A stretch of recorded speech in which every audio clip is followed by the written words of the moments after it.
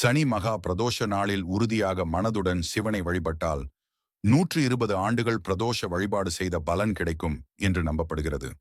பழங்காலத்தில் தேவர்களும் அசுரர்களும் பார்க்கடலை கடைந்தபோது வாசுகி நாகம் வெளியிட்ட விஷமும் கடலில் இருந்த விஷமும் சேர்ந்து கொடிய நஞ்சான ஆழகால விஷமாக மாறியது. இந்த விஷம் முழு பிரபஞ்சத்தையும் அழிக்கத் தொடங்கியது. இதனால் பிரளயம் ஏற்படும் நிலை வந்தது. அப்போது தேவர்கள் தங்கள் தவறை உணர்ந்து சிவனிடம் சரணடைந்தனர்.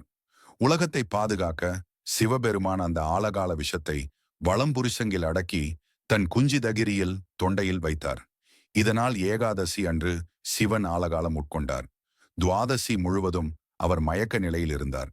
திரையோதசி அன்று பகலும் இரவும் சந்திக்கும் சந்தியா நேரத்தில் சிவன் எழுந்து சூளம் சுற்றி தமுறு ஒலி எழுப்பி பிரளய தாண்டவம் ஆடினார்.